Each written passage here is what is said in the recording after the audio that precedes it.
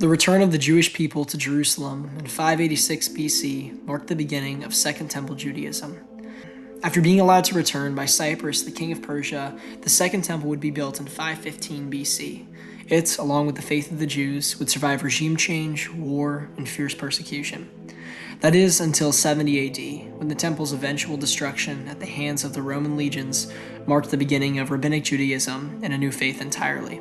But what led up to one of the most important, yet often overlooked events in history? What was going on in Judea, socially, politically, and spiritually at the time? And most importantly, what role did Jesus of Nazareth and his New Testament church play in all this?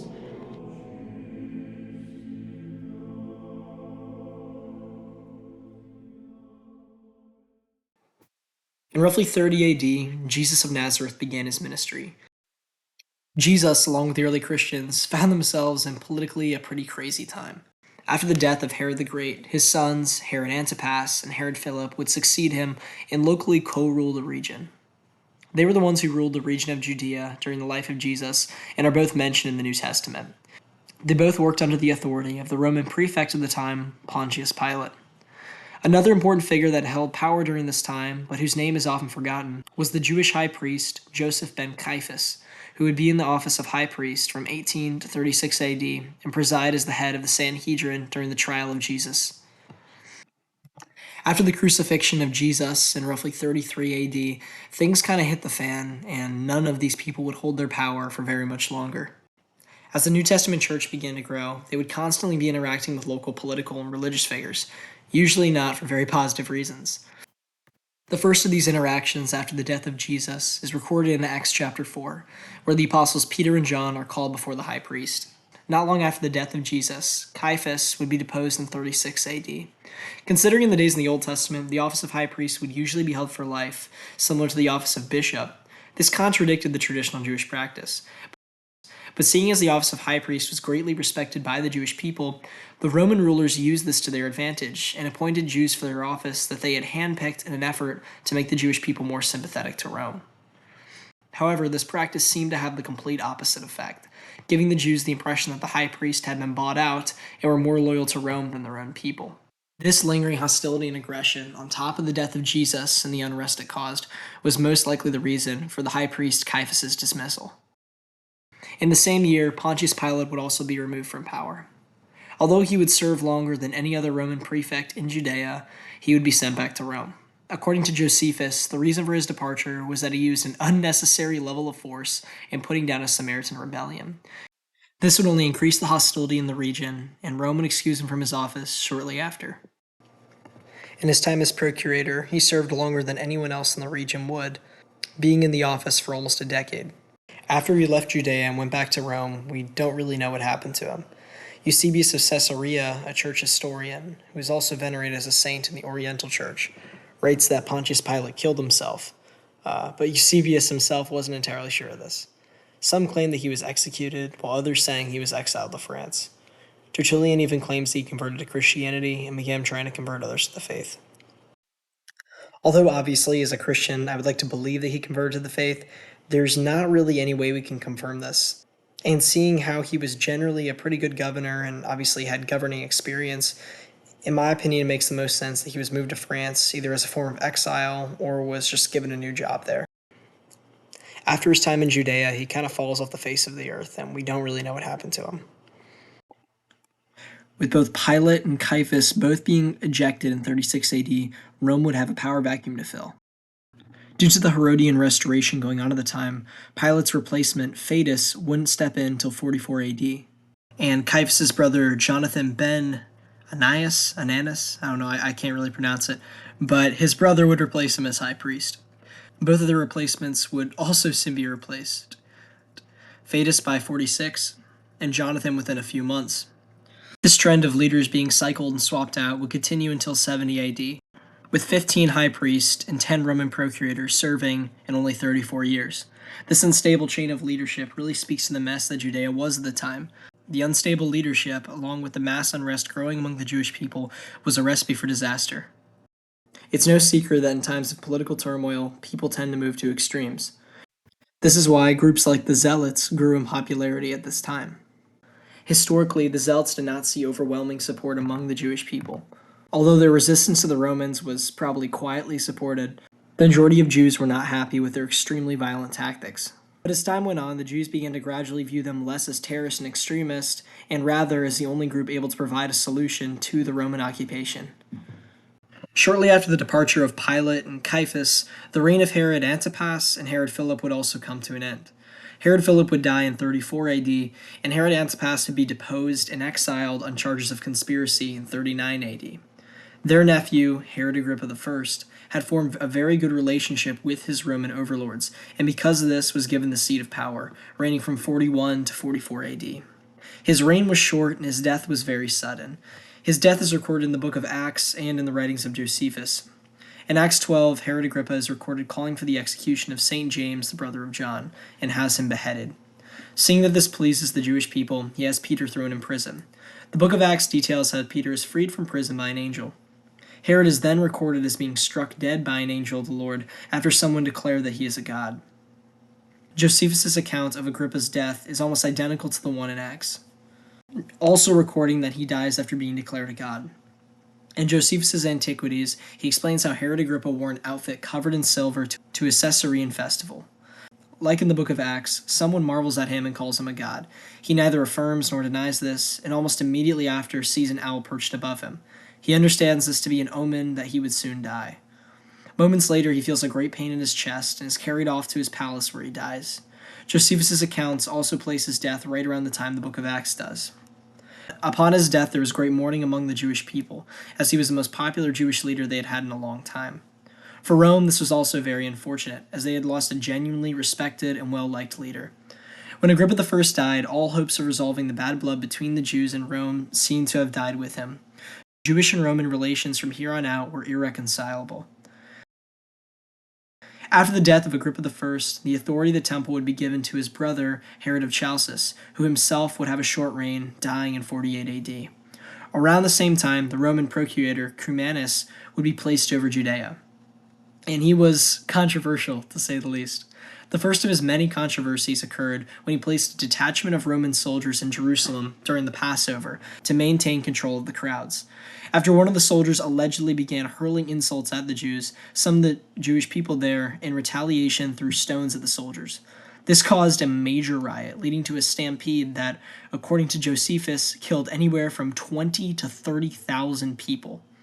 Although this number is most likely embellished, enough people died to cause a day of mourning all throughout Judea, telling us that the loss of life, even if it wasn't 20 to 30,000 people, was still substantial. In 52 AD, the last year of his reign, he failed to resolve a conflict between the Samaritans and the Zealots, leading to hundreds of deaths. Afterwards, he was sent back to Rome and exiled for failing to maintain the peace. The procurator after Cumanus, Antonius Felix, experienced far more success, holding the office for 7 years and working very closely with Agrippa II, the Jewish king that succeeded Agrippa I. Both are recorded interacting with Paul the Apostle in the book of Acts in chapter 24. Paul is brought before Felix and the high priest Ananus and other members of the Sanhedrin. Felix himself, having a Jewish wife, leaves Paul in prison where he remains until the next procurator, Festus, takes power. And we can confirm through the writings of Josephus that the order of procession we're given in the book of Acts is historically accurate. Paul in chapters 25 and 26 is recorded going before Agrippa II and Festus, where both of them agree that Paul has done nothing illegal and should be released. Josephus, a historian, actually knew Agrippa II personally and knew him quite well. Agrippa II helped to supply him with information for his antiquities and also sent him 2 letters addressed to Josephus personally. Festus would be one of the final Roman leaders of Judea, and Agrippa II would be the last Jewish king until the fall of Jerusalem in 70 AD. Around this time, the high priest Ananus ordered the stoning of St. James the Apostle and brother of Jesus, but himself would serve the office of high priest for less than a year, being deposed by Agrippa after he attempted to gather the Sanhedrin without the permission of the Roman authorities. He would later go on to serve as a commander of the Jewish provisional government during the first Jewish revolt starting in 66 AD. Throughout the reign of Agrippa II, he made great efforts to resolve the conflicts between the Jews and Rome. He himself was a Jew, but also had a very good relationship with his Roman procurators. He did not align with the Zealots politically or spiritually, and personally believed that the Jews and Romans could coexist. However, at this point, the damage had already been done. The final straw was pulled in 66 AD when Gessius Florus, the last Roman procurator of Judea, took money from the funds of the temple. This immediately caused the region to erupt in rebellion, and all Roman officials, along with Agrippa II, fled. Agrippa would later send a couple thousand of his own men to fight on behalf of Rome. When the Roman authorities pulled out of Judea, the Jewish provisional government was established, and almost immediately suffered from infighting. From here, this conflict would escalate into the First Jewish-Roman War, and would lead to the sacking of Jerusalem, the scattering of the Jewish people, and the destruction of the Second Temple. The First Jewish-Roman War has so many of its own complexities that I won't be spending very much time talking about it, because one, I haven't adequately researched it and really just don't feel qualified to, and two, I really just want to get this video done. Before wrapping up this video though, I would like to leave you all with an excerpt from the Talmud. The Book of Yojma, chapter 39a and 39b. Here, the rabbis writing compare the temple in its final days to its time under Shimon HaTzadik, a very righteous, popular, and successful high priest, who also happens to be the high priest who would go down in history as the one who met Alexander the Great at the walls of Jerusalem during his campaign into Persia. The quote is as follows. The sages taught, during all 40 years that Shimon HaTzadik served as high priest, the lot for God arose in the right hand. From then onward, sometimes it arose in the right hand, and sometimes it arose in the left. Furthermore, during his tenure as high priest, the strip of crimson wool that was tied to the head of the goat that was sent to Azazel turned white, indicating that the sins of the people had been forgiven. As it is written, though your sins be as crimson, they shall be white as snow. Isaiah 1:18. From then onward, it sometimes turned white, and sometimes it did not turn white. Furthermore, the western lamp of the candelabrum would burn continuously as a sign that God's presence rested upon the nation. From then onward, it sometimes burned, and sometimes it went out. The sages taught during the tenure of Shimon HaTzadik, the lot for God always arose in the high priest's right hand. After his death, however, it occurred only occasionally. But during the 40 years prior to the destruction of the Second Temple, the lot for God did not arise in the priest's right hand at all.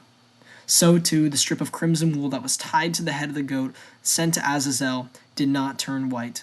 The westernmost lamp of the candelabrum, which indicated God's presence among the nation, did not burn continually. And the doors of the sanctuary opened by themselves as a sign that they would soon be opened by enemies, until Rabban Yochanan scolded them. He said to the sanctuary, "Sanctuary, sanctuary, why do you frighten yourself with these signs? I know about you and that you will ultimately be destroyed. And Zechariah, son of Iddo, has already prophesied concerning you. Open your doors, O Lebanon, that the fire may devour your cedars." Lebanon being an appellation for the temple.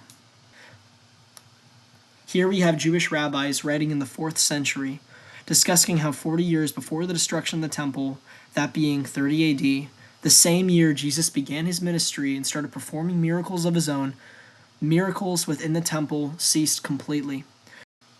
The strip of wool indicated that their sins were not being forgiven, and the candelabrum stopped burning, indicating God's presence was no longer among them in the temple. Although the purpose of this video has been to discuss the historical reality of what happened after Jesus' death, it is my opinion as a Christian that something much greater was occurring during this time. Beyond the political turmoil and beyond the bitter infighting, the Church of Jesus Christ was being established, and the Holy Spirit began dwelling within the hearts of believers. This Talmud excerpt, written by non-Christians, attests to this spiritual reality, and I think serves as very strong evidence of the Christian faith. Anyway, just something to think about. With all that being said, I hope this video has been useful to you guys. If there's anything you feel like I should have mentioned or information you believe I have wrong, please don't hesitate to let me know, and I'll make corrections wherever I can. I've been very bogged down with schoolwork these past couple months, and although I've written some scripts, I haven't found the time to edit and put together a full-length video, but I really do appreciate you guys' patience and continued support through that this time. I'm still absolutely blown away that the one video I made on my experience with the Orthodox Church got as many views as it did. I've read a multitude of loving comments, and you guys have no idea how much I appreciate the prayer and support. Because I just became a catechumen, I plan on posting an update video very soon, explaining where I'm at with everything and what my plans are going forward. If you could all please be praying that the Lord grants me discernment and wisdom throughout this season, that I obey His commands wherever He calls me, I would be greatly appreciated. Thank you guys so much for watching, and I'll see you all in the next one. Goodbye, and God bless.